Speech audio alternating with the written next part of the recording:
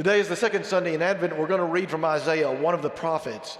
It's interesting. It's always tempting to jump forward to Matthew and Luke and read about Mary and Joseph, and occasionally we do. But the prophets speak a word to us that is so powerful and so important. And it's important for us to know that, for instance, when Isaiah speaks, as we'll be reading today, when Isaiah speaks, there's the prophecy about the coming of Christ as the child at Bethlehem, and also the prophecy, and you'll hear in this 35th chapter, you'll hear the 21st chapter of Revelation, the prophecy about how it's all going to end, how God will bring us home together in the very end. So these are extraordinary words. The poet Isaiah, phenomenal language here. We'll read from the 35th chapter.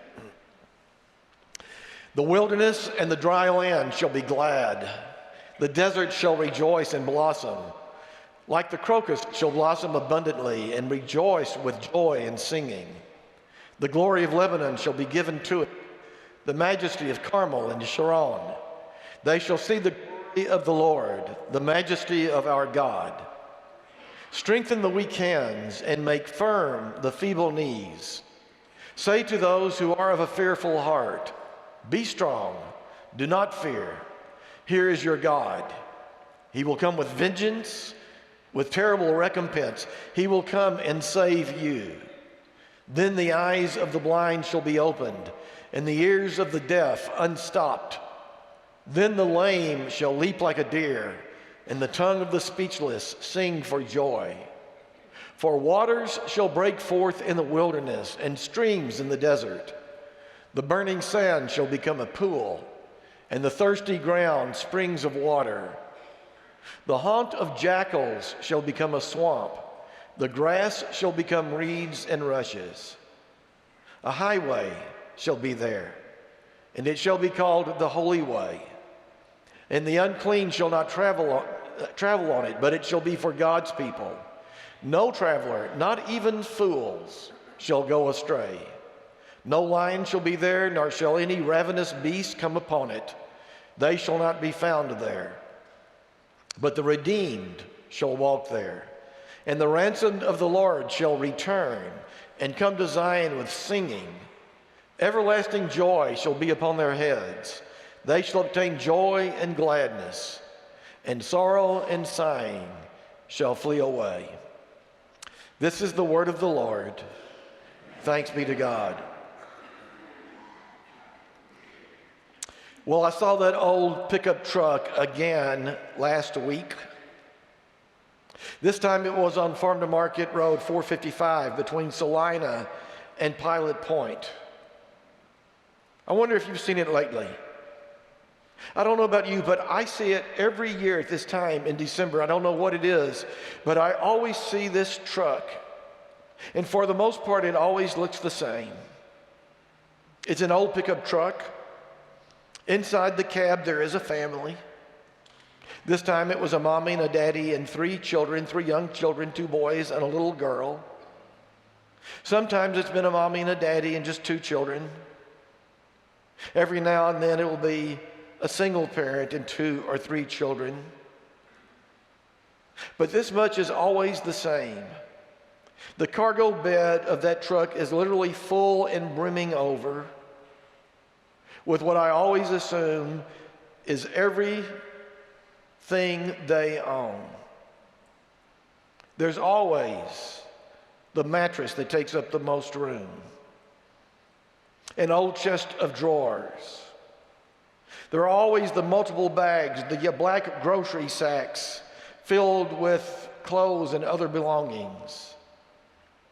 And there's always a toy or two, a bicycle or a tricycle. And whenever I pass that truck in December, I always wonder about them. They're on a journey of some kind, but is this a journey of hope or a journey of despair? Are they leaving home or are they going home? Have they been evicted once again with no place to go? Or have they received an invitation, perhaps from an employer or a relative? They're going to a place that promises more opportunity and more hope. I always wonder about this.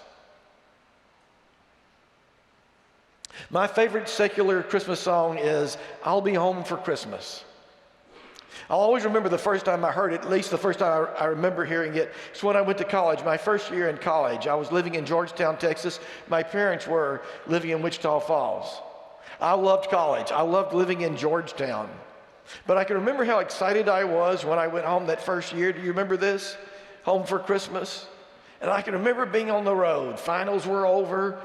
I was in a really good mood, driving from Georgetown to Wichita Falls, and I was listening to the radio, and that song came on, I'll be home for Christmas, if only in my dreams.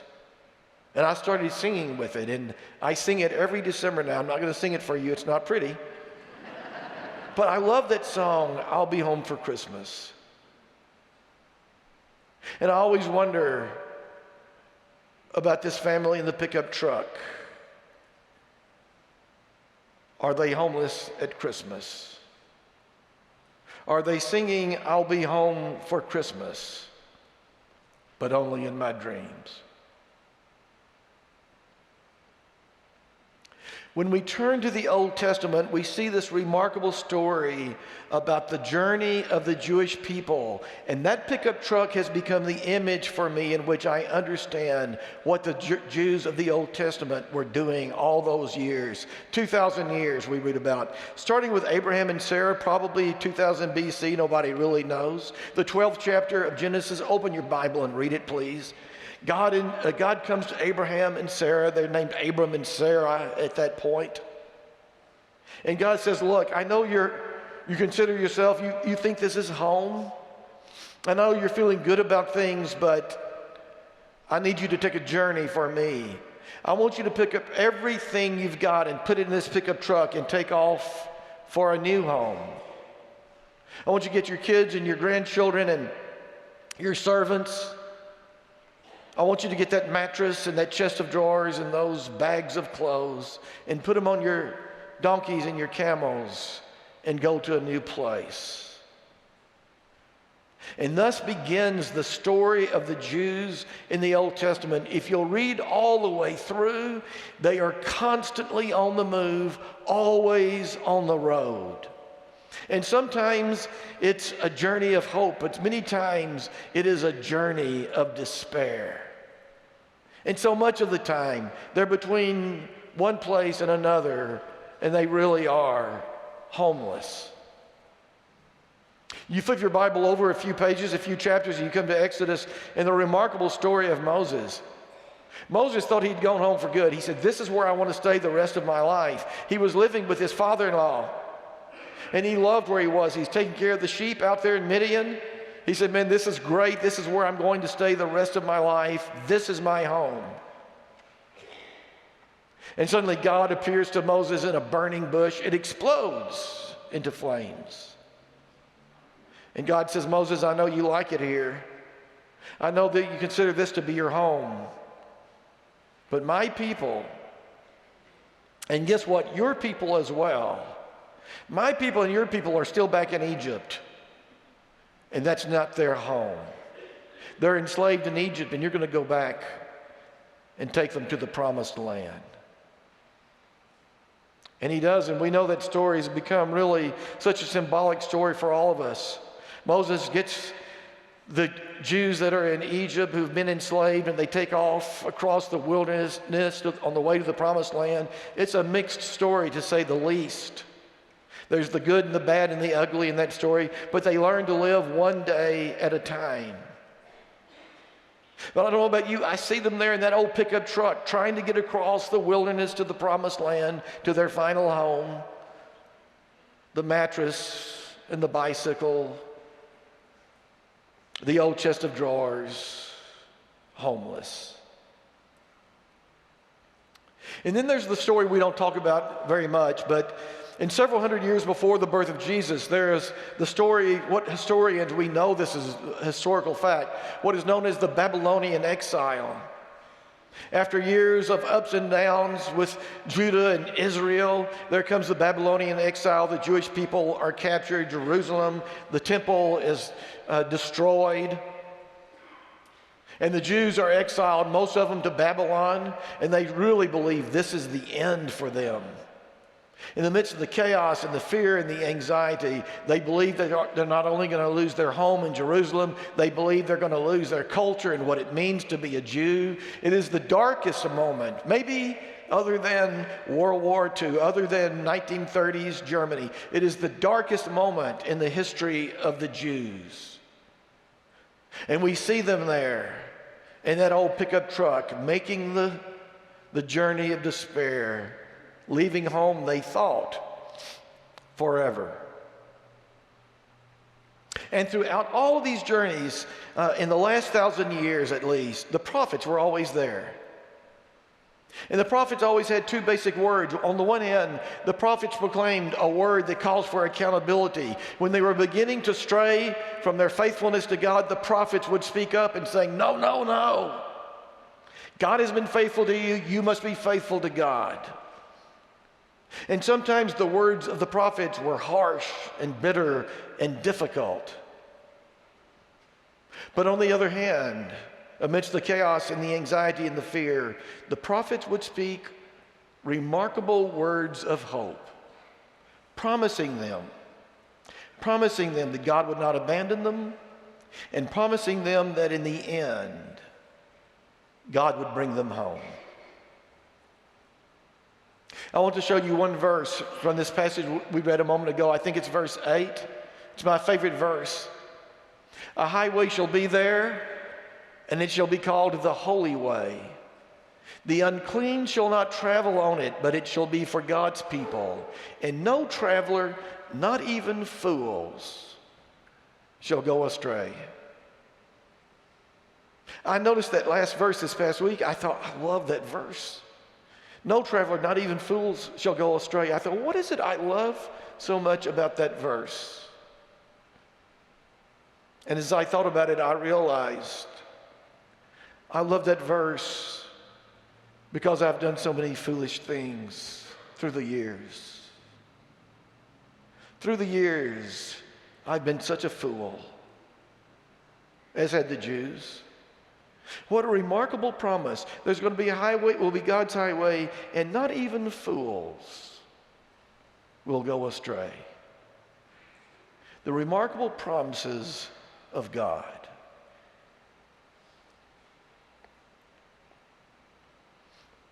When I think about that old pickup truck on Farm to Market 455, I have to confess that I have two different feelings. On the one hand, I just feel so sorry for them, and it is true empathy. I suspect that it's a journey of despair, that they're going to end up homeless for Christmas. But on the other hand, to be absolutely honest, I can be a little smug about it because I think, thank God, I'm not them. I think about my home and the fact I've got a nice home to return to. I'll be home for Christmas, whether they are or not. But then when I keep thinking about that, I think I'm not too sure about that. When I think about my own life, and you may be the same way, when I think about my own life, I'm not sure where my own home is. Let me ask you a question. It's a personal question, but you don't have to answer out loud. Let me ask you this question. Where is your home? Answer this question this way. What is your earliest memory? What is your reach back and think about your earliest memory, the earliest home you can remember. And ask yourself this question: how did you get from that place to this place? I like the Beatles' phrase, it's what I call the long winding road of life.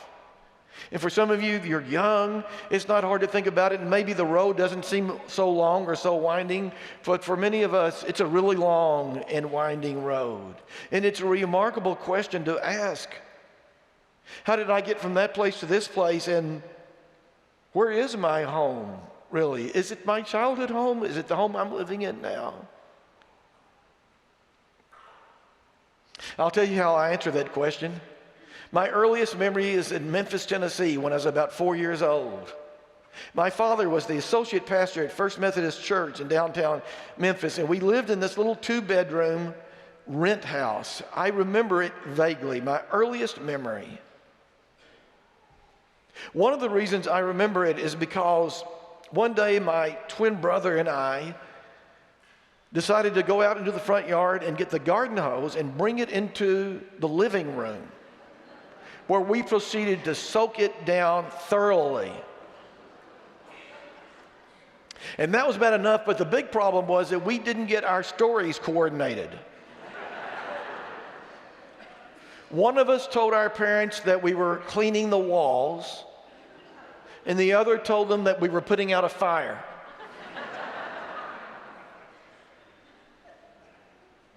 But I think about the long winding road from that little rent house in Memphis to the little parsonage in McKenzie, Tennessee, to Dallas, to Denison, to Georgetown, on and on. And I wonder how I got from that place in Memphis to this place. Was it luck? Or was it God?